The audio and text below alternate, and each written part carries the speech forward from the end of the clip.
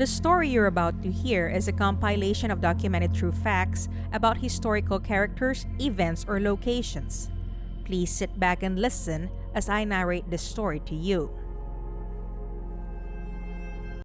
Costumes and sing-along requests for candy are just as much a part of the Halloween tradition as rumors of tainted, poisoned, or otherwise homicidal Halloween candy being distributed to innocent children. According to the urban legend, no youngster is safe on October 31st because murderous psychopath might give trick-or-treaters contaminated candy.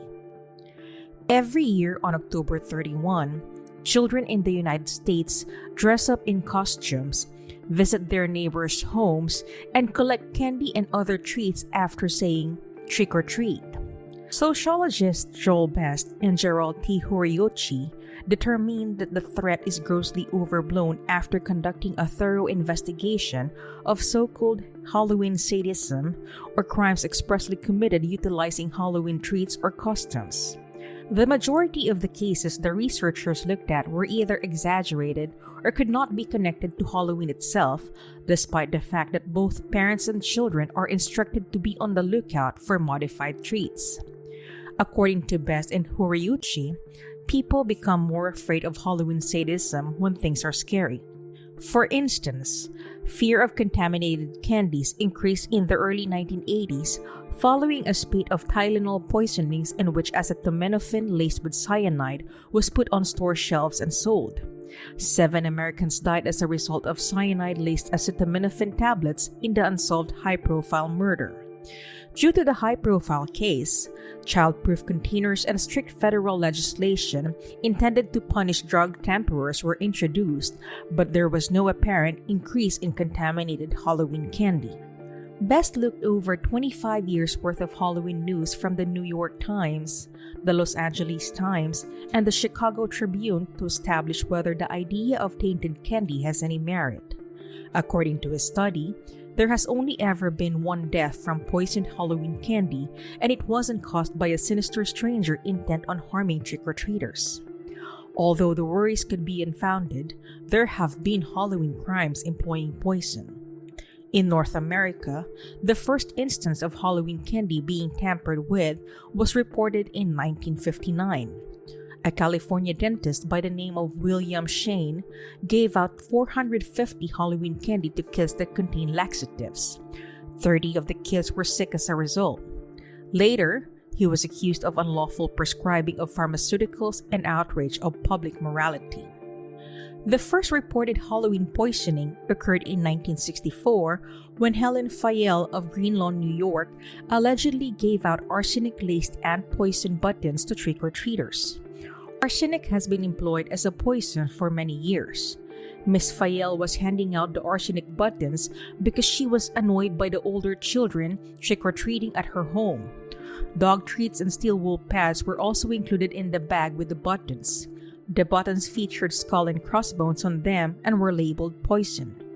The housewife claimed, when questioned, that she was kidding and that she had given the gifts to children she believed were too old to be trick-or-treating. Law enforcement did not find her activities amusing, despite the fact that no children were poisoned during the incident. She still faced child endangerment charges, entered a guilty plea, and was given a suspended sentence. Kevin Toston, a 5-year-old boy from Detroit, passed away from a heroin overdose in 1970. Heroin is a potent illegal substance that is comparable to morphine, a painkiller, but it is not approved for use in medicine in the United States. Contrary to the first reports, the boy did not find heroin sprinkled on his Halloween candy. Instead, he discovered his uncle's hidden cache of heroin, took it, fell into a coma, and eventually passed away. To protect the uncle, the family later placed heroin on his Halloween candy. The most prominent case of Halloween poisoning occurred in 1974. Ronald Clark O'Brien, also known as the Candyman and the Pixie Stick Killer, murdered his son Timothy in Houston, Texas, by mixing cyanide with a candy known as a pixie stick. A form of chemical molecule known as cyanide has carbon that is tightly bound to nitrogen. There are 2 common types of elements, carbon and nitrogen. Because it interferes with breathing, cyanide is extremely poisonous. Investigators discovered that O'Brien had recently taken out life insurance policies on his children, and in order to collect the $20,000 in life insurance, O'Brien killed his kid, even though no one witnessed him inject the cyanide into the candies. By giving the candy to 3 other kids and a different one to his other child, he made an effort to hide his crime. He reportedly accompanied them trick-or-treating and put the candy in their bags. Fortunately, the candy was not consumed by the other kids. After being found guilty in May 1975, O'Brien was put to death by lethal injection on March 31, 1984. Even though it's been years since the murder, for many parents, Halloween still brings up vivid memories of the Candyman murder. Parents can still be wary of Halloween candy, perhaps as a result of O'Brien's notoriety. Even while stories of poison candy being handed out at random or threats like apples with razor blades are nothing more than urban legends, authorities can nevertheless be vigilant. In 1982, in Detroit, a young patient was sent to the doctor after becoming unwell.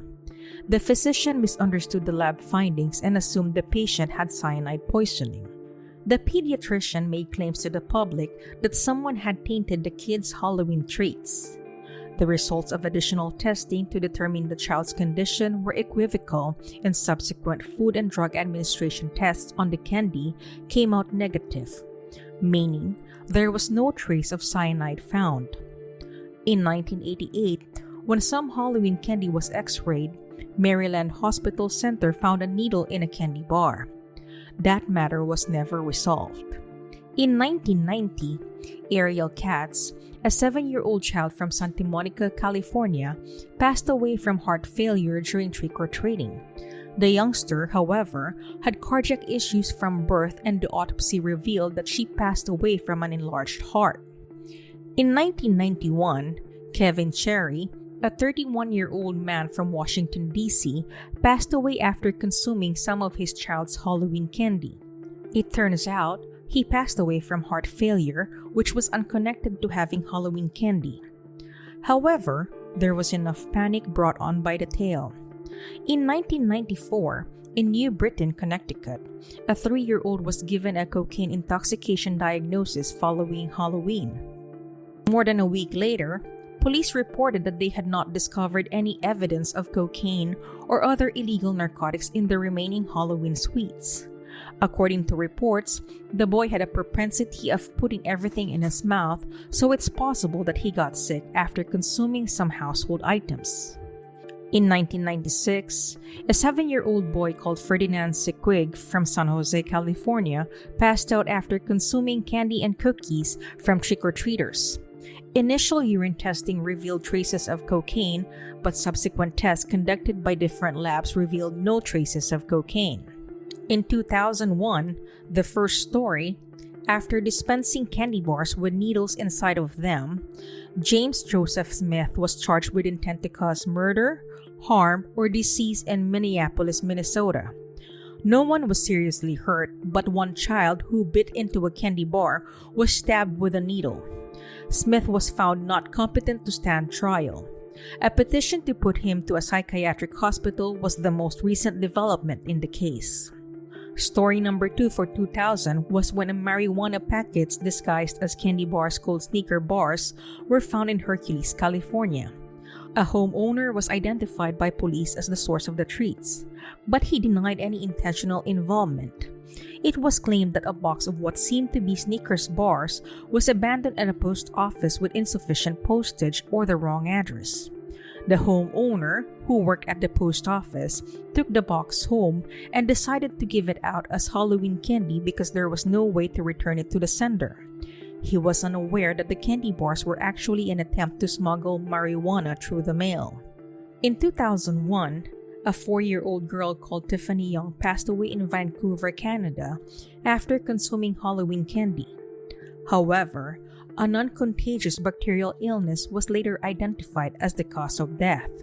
She didn't die because of the chocolates. A 55-year-old guy with a sewing needle within his stomach was reported by an Illinois doctor in 2003. This condition was likely caused by eating caramel-covered apples around Halloween. According to a report from Fox News, in 2018, an 11-year-old was charged in North Carolina for hiding sewing needles in Halloween candies that were given out to trick-or-treaters and harmed at least one youngster in Rowan County. According to a press release issued by the Washington County Sheriff's Office that same year, a couple from Oregon reportedly devoured methamphetamine-laced gummies that they had allegedly obtained from their children's Halloween bags.